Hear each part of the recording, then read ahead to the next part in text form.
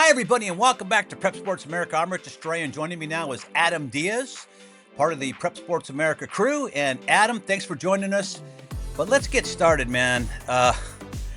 Bosco getting beat by Orange Lutheran last week. I could not believe it. I was tuning in on a lot of different games. I tuned into the Bosco game last simply because 3 weeks ago, I think it was, Bosco had beat Orange Lutheran like 48-0. And I figured this was just a game that Bosco was going to win. A lot of other games were tight. So I was watching games, I was flipping around, and then I got to the last 5 minutes of the game, and Bosco was down 20-13, and it was incredible. And it all came down to an extra point that was missed. And Orange Lutheran comes away with the win, 2019. What are your thoughts on that game? Honestly, it's an underdog story, no matter what. I mean, sure, Orange Lutheran, they did have to forfeit some games because of the whole transfer policy with CIF. But you look at it this way. Bosco might have come in way too hot after beating Mater Dei, obviously, the number one in basically everything. But when I look at Orange Lutheran, I think Coach Sherman runs a very smart offense and a very great defense that led them to this huge win. And that shows it, sure, a 20-19 final, that was a great score. But if you think about it, Orange Lutheran went for 2 on all their scoring drives on offense. Not a lot of teams, you don't see that, especially in a league like the Trinity League. Yeah, very true. What goes through the mind of a young athlete playing football these days when you beat a team 48-0 and then you got to play them in the playoffs and you're thinking, what's the thought process? Is this how they got because they were overconfident based on that first score? As a former athlete, I can say that yes, there could be those moments where sure, you want to be a little bit cocky and you want to be the guy that's like, yeah, we've beaten these guys before. We know what they are. But in my mindset, it's always it's a different team each and every single week, especially in the CIF playoffs. Yeah, no doubt about it. That's a hard lesson for Bosco to learn. You think Coach Negro would have known this coming in? I gotta have something to get the kids rallying, because a 48-0 victory 3 weeks prior is pretty convincing.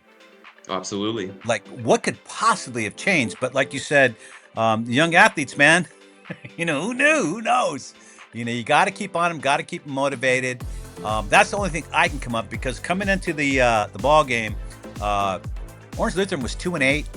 They had to forfeit 2 of their first 2 games. One was against Florida, and another one was against Rancho Cucamonga here in Southern California. Both playoff teams, and the Florida team is undefeated now because they got the forfeit win. Away from Orange Lutheran. But again, nobody saw that coming. Nobody saw it coming. Absolutely. And it cost Bosco everything. Bosco should have won that game. They didn't. So we can stop talking about them now and let's get on to the next game, because you win that ball game and now you got another problem. Now you got Santa Margarita to deal with on your hands. Santa Margarita's a different monster. They had a lot of issues. Of course, they had the hazing incident that just pretty much almost brought down that program. But get Carson Palmer in there. This guy is no nonsense. Former professional, went to college at USC, had a storied career in high school, and he's back helping out over there. But to get his team to this point, I have a feeling people better start fearing Santa Margarita if they don't already.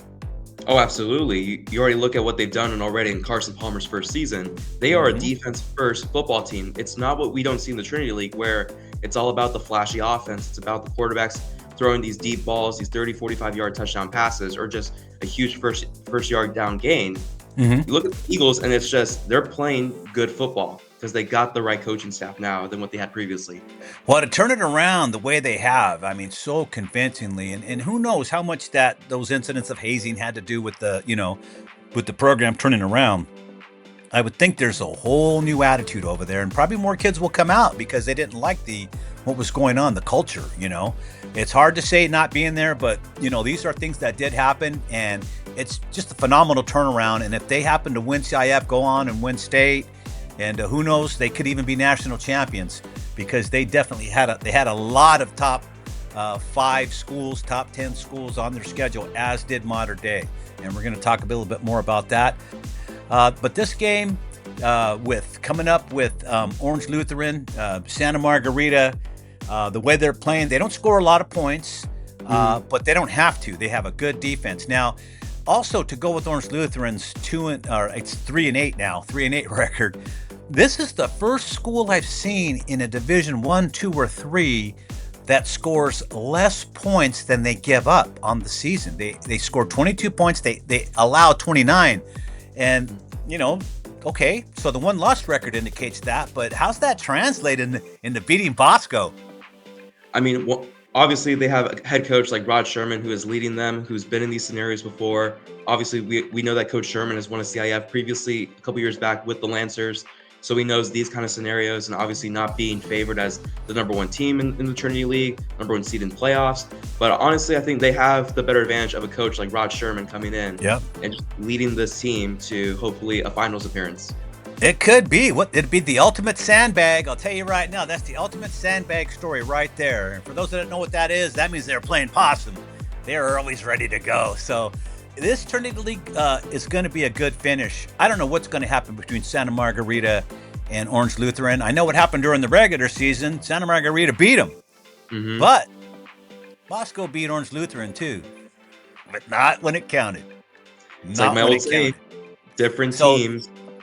But right now, the way Santa Margarita is playing, they knocked off number 2 in the nation, Sierra Canyon, last week, 21-19 to advance. That's fairly convincing. They beat number 1, Corona Centennial. This week is ranked number 1 in the country based on their schedule, strength of schedule.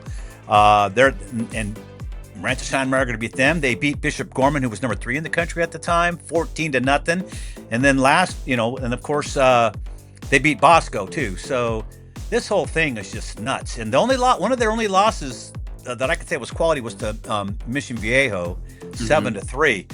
But Santa Margarita is just humming right now. It's just amazing. Like, again, this is going to be. It's funny to say they're going to be a Cinderella story, but it really will be a Cinderella story for these guys. The way they just turned it around, if they can win it. Now let's go to lower bracket. Mater Dei taking on Corona Centennial. These are two teams that played early in the season.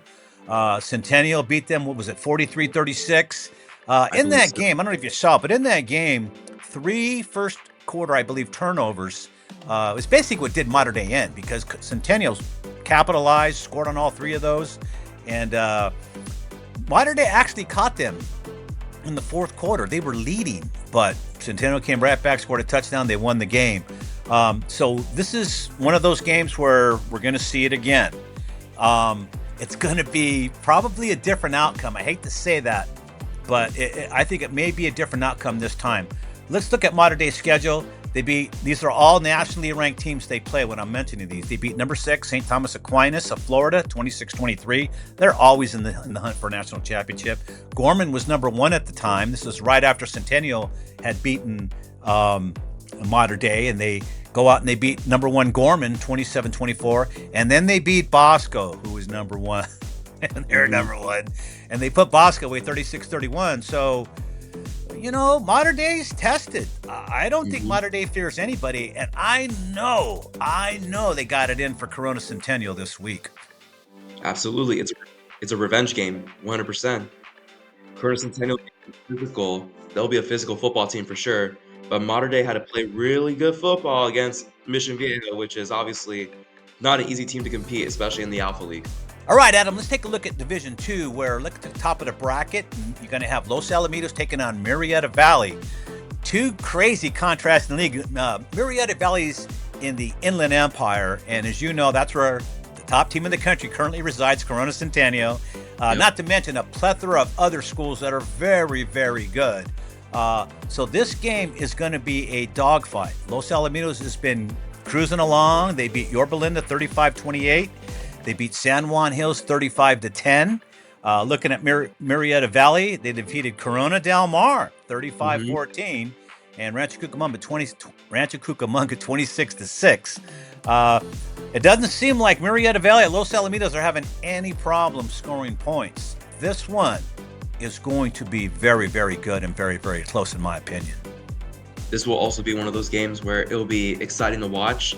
Once again, that you have Murrieta Valley defeating Corona Del Mar, who I actually thought was going to win the entire Division II bracket with their undefeated season that they had.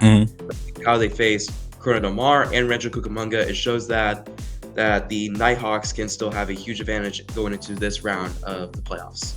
You're playing in the Inland Empire, the Big West, and the Big East, and the Big Easy. Nothing's easy out there, man. It's a dogfight every week, and I don't know. Murrieta Valley, they average 39 points a game. They allow 27. You got Los Alamitos averaging 38 points a game and allowing 25. There's no difference. There's no difference in the offense or defenses. The only difference is the schedule. Who had the better schedule? It's a toss-up. Yep. Yeah, you got to remember, Los Alamitos had Mission Viejo on their schedule and San Clemente. San Clemente's still moving along. Mission Viejo was in the top 10 in the country this year. And so, and then don't forget Murrieta Valley, we're talking again with Corona Centennial. They didn't have a bad outing against them either. They did better than most. So they're both battle tested. Murrieta Valley scares me though. Yeah. They do. They can put it up, and again, it's not like they haven't seen the best team in the country because they played them already. Mm-hmm. So that's a scary game for Los Alamitos. We'll see what happens. We thought in that bracket that Tustin might come out, at least Steve did, or Corona Del Mar, and I was saying I thought it was Los Al, but looking at Murrieta Valley right now, I mean, you want to call them a sleeper, you can, but I don't think they're a sleeper at all. I don't think so. Yeah, I just don't. So, anyways, that's going to be an interesting thing, and we're just highlighting this game right now because I have a feeling whoever wins this one is going to come out as champ, but we'll see. Still got a lot of things to go through. Hey, real quick, we're running out of time. Let's talk of Division III real quick. The only game I can really single out right now is Edison at Palos Verdes. Edison and Palos Verdes already mixed it up this year. It was a 21-20 ball game. But, Palos Verdes, as I mentioned earlier, was the CIF champ. But, Adam, you're telling me Edison is the CIF champ, defending CIF champ as well.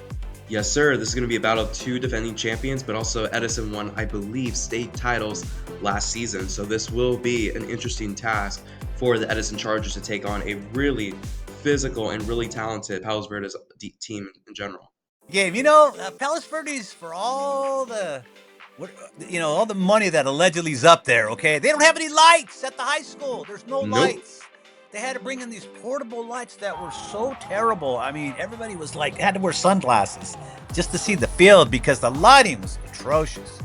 And the guys are missing passes, and, I think the running backs got blinded running in the wrong direction here and there. I mean, that's how bad that lighting was. Hopefully they won't have to deal with that this week if you're Edison. So absolutely. I don't know. It's going to be a good game. Hey, let's go down to Division 8 from Division 3, and I want to talk now about somebody you're familiar with. That's Beckman. Yes, Beckman sir. beat Fullerton second time this season. I didn't think it was possible. Fullerton is a very, very good program, albeit they go from 0-10 last year to 9-1 this year, or whatever it was exactly. But they had such a great turnaround and such a high power offense. I wasn't sure if Beckman could beat him again in the same season.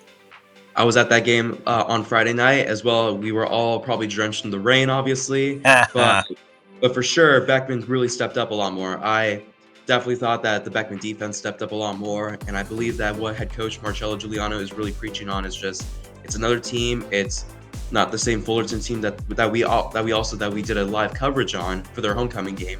That this was going to be a completely different Fullerton team as well. But I also want to piggyback to head coach Pete Caravitas of the Fullerton Indians. Sure, they got out of the quarterfinals, but look at that. Not many first-year head coaches in a brand new high school gets to take a program from 0-10 to quarterfinals of CIF playoffs. That doesn't happen. It's so rare. No, it's true. It's true. And but like I said, Beckman is playing at I don't know, they're at the pinnacle of their game right now. There's no question about it. And what's the difference between last year and this year, though, in your opinion? You're close to the team.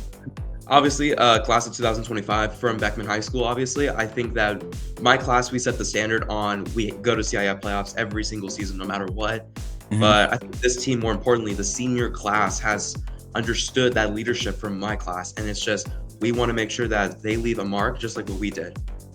Yeah, well, they're leaving it right now. There's no question about it. Beckman going up against Palm Desert. What do you know about Palm Desert? Anything you can tell me? I know Palm Desert barely just got a bit of a close game with, I believe, Patriot out of Murrieta Valley. Ooh. And it was one of those coin toss games. If Palm Desert was going to win, Beckman was going to have a home game. Patriot would have won. It was going to be out in Murrieta Valley. But I've seen this team has been improving. Guys on defense stepping up. You have some guys that I want to give some shout outs to, include Rian Silva on the defensive line, Dylan Guerra, who are stepping up, two really good seniors. Then you include Roy Chaya on the D line. Even some of the younger guys who are stepping in, Xavier Musselman-Cano, with 6 interceptions as a sophomore. That doesn't happen a Jeez. lot. No. That's amazing. And That's with one sophomore. hand. Yeah. Playing 6 with- interceptions is like a career for most kids in high school. That's a career number, not a season number. I think one time Chuck Willig of St. Paul had back in the 70s. He set the national record at 8 in one season. That's like they only had 9-game season back then in those days, so he had 1 a game, you know. But they're hard to come by, man. Interceptions aren't easy to come by. You're lucky to get a couple in your career. You're doing pretty good. And then you go over to the offensive side of the ball for the Beckman Patriots. They're led by, obviously, Mekhi Chakowski, Aiden Tran, but then Noah Nam is stepping a lot more with running the ball. And they're pretty well balanced. They can throw the ball to Julian Rosa, Sawyer Nicholson, Zach Hasboon. They got some guys, and including Enzo Giuliano, who is obviously Marcello Giuliano's son. Don't downplay Tchaikovsky, man. That guy's a wild animal out there running the ball. He loves it, though. It's him. He plays it the right way. He plays it from the heart. And to him, it's just a game, but he wants to win. He wants to win so bad. I mean, what do you have? 5 touchdowns against Fullerton the first time out? Yep. I think he had maybe 6. I mean, he was scoring every time he got the ball. So he's a fun kid to watch, and hopefully they'll keep playing. You know, we'll get to see some more of him. Hopefully, and I hope that Beckman can come out victorious against the Aztecs of Palm Desert. But then you look on the bottom bracket of Division 8, we have Irvine High versus Brea Olinda. Wow. Now, I do know a little bit about these guys just because of my years playing against Irvine High, but also some of my ex-former teammates from growing up since I was a little kid. I know some of these guys pretty well. And there could be a chance it could be an Irvine-Beckman CIF final, which could be the Battle of Irvine right there. Wow, that'd be great. That'd be crazy, huh? It's going to be interesting to see what happens, man. That's why I love playoff time. You know, there's Cinderella teams. There's great teams that are mainstays that don't get in after the first round, and there's so much going on. But we're going to keep an eye on it. It's a good thing you guys weren't going out to Murrieta Valley or Palm Desert. That's quite a drive, especially if it's going to be raining. They're going to have to leave super early, you know, and stretch out real well before kickoff. Listen, Adam, really appreciate your time coming in and talking to us. Let's get together on Wednesday and talk some more. Yes, sir. Absolutely. Thank you so much, Rich, for having me. All right. Adam D is our guest. And, man, check out some of these games this week. Oh, semifinals are just going to be nuts all around.